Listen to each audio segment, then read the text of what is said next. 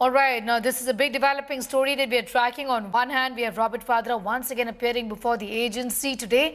The ED, which is investigating the Skylight Hospitality DLF deal, land deal from the year 2008, which has been under the scanner of the agency. On the other hand, we have the big developing story again of Congress workers who are sitting on a protest today, shouting slogans against the BJP-led central government.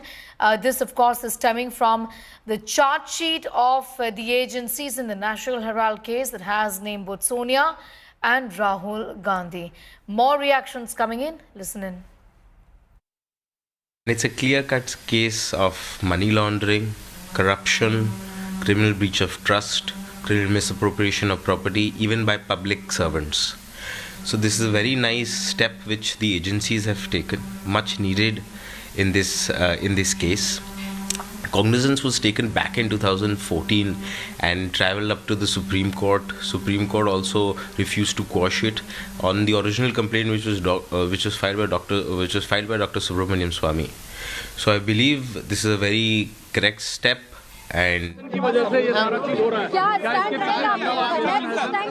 Sachin sir, आपको क्यों लग रहा है कि राजनीतिक द्वेष की भावना से कार्रवाई हो रही है? इसके पीछे अहमदाबाद सेशन है सर।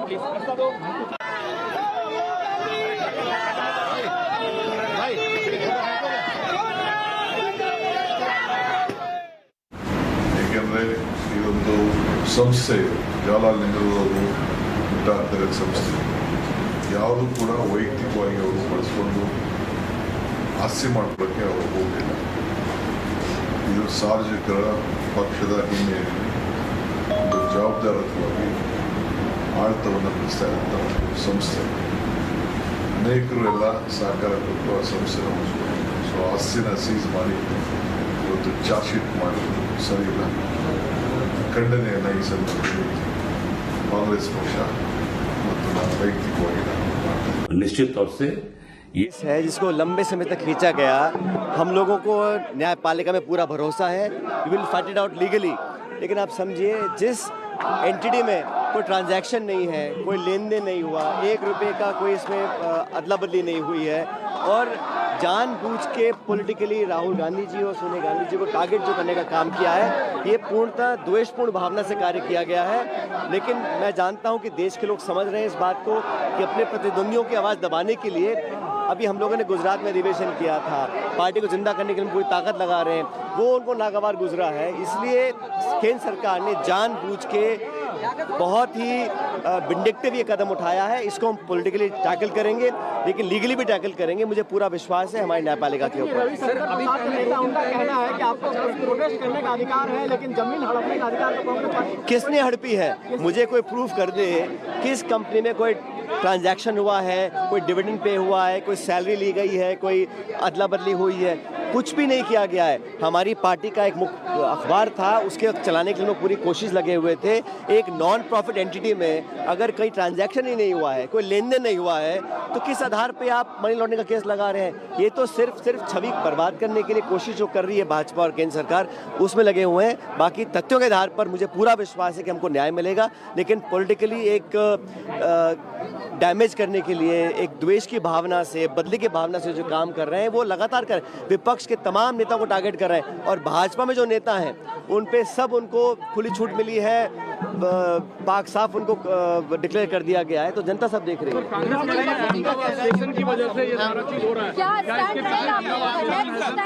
सचिन सर, आपको क्यों लग रहा है कि राजनीतिक निश्चित तौर से ये उनको परेशान करने के लिए, प्रताड़ित करने के लिए ऐसी कार्रवाई की जा रही है। पर निश्चित मैं इतना कहना चाहूंगा कि हमारे कांग्रेस का एक कार्यकर्ता पूरी ताकत के साथ, पूरी मजबूती के साथ राहुल गांधी के बब्बर शेर लड़ने के लिए तैयार हैं और निश्चित तौर से हम सब लोग सरकार से दो हाथ करने के लिए तैयार हैं। जिस शख्स ने ये फाइल किया वो शेयर होल्डर तो नहीं है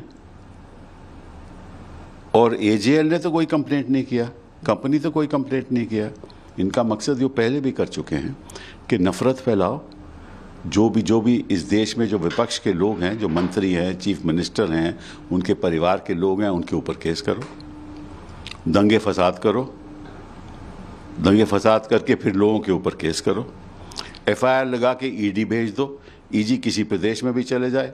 आने वाले इलेक्शंस है ना 5 राज का, तो ये ड्रामा अभी शुरू कर देते हैं ताकि इंडिया ब्लॉक ये वो सब इफेक्ट होना है। इतने दिन क्या कर रहे थे, आज ही क्यों? ईडी, नेशनल हेरल्ड, इनको जानकारी था ना। और डराने के तरीके कि ईडी आएगी, बीडी आएगी, अरे आए, ये क्या सोच रहे हैं कि गांधी परिवार डरने वाले हैं?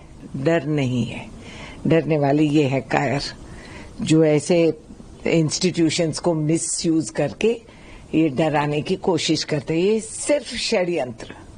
अब की बार एक महत्वपूर्ण बिहार का चुनाव आ रहा है और सरकार के खिलाफ एक बहुत जबरदस्त वातावरण तैयार हो रहा है, तो कुछ न कुछ तो इस तरह की कार्रवाई अपेक्षित थी।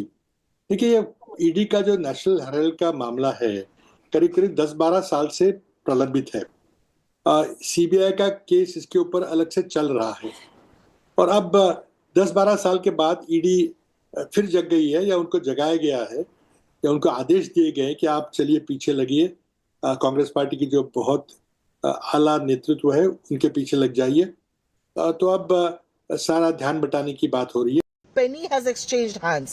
No transfer of property has happened. There can be no commercial use of any property. The reality is that none of these people can even get dividends. It's a not-for-profit Section 25 company. The reality is this is pure and cheap political vendetta, and we will face it in the courts. सबके ऊपर ED और CBI का तलाश हो रहे हैं, case कर रहे हैं, ये तो बहुत दिनों से चल रहे हैं, इससे कोई परवाह नहीं है। हम लोग इस सरकार के खिलाफ हमारी लड़ाई लड़ेंगे।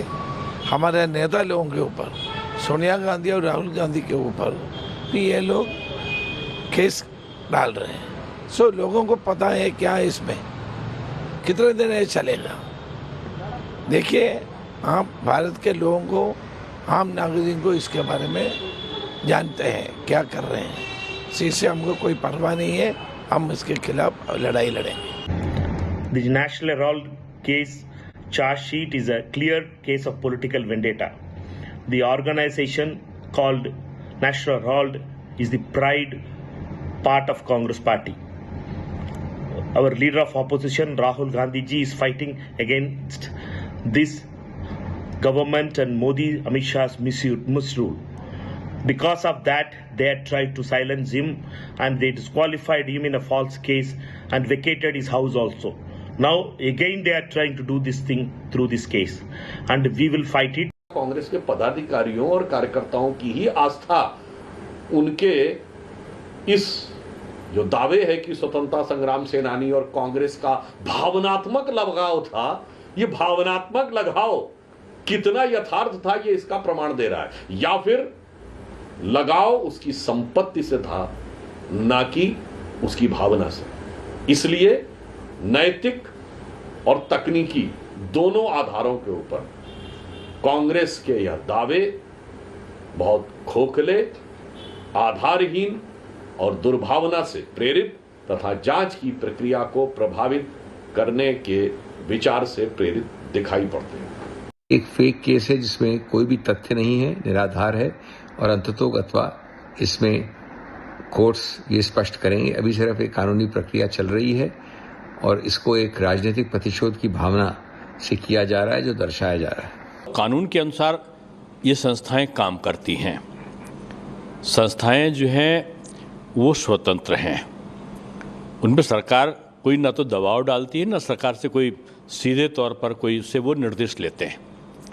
मैं समझता हूँ कि अगर कोई तथ्य कोई मांगता है तो उसको प्रस्तुत करना चाहिए, अपना पक्ष रखना चाहिए। इसमें इसको पॉलिटिकल मोटिवेटेड कहना ये मैं ठीक नहीं मानता हूँ। और मैं समझता हूँ कि जांच एजेंसियाँ जो है अपने काम हमेशा करती रही हैं। कांग्रेस का समय था तब भी किया, बहुत सारी जगह पर उन्होंने किया, तो ऐसा थोड़ी कि आज ही वो बनी है।